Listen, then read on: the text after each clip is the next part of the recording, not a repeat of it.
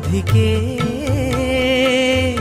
ഈ സംഗമം വനവല്ലിക്കൂടിൽ കണ്ടു കൊതിയോടെ അത് മുല്ലപ്പൂവായി നീളെ നീളെ വിരിഞ്ഞു.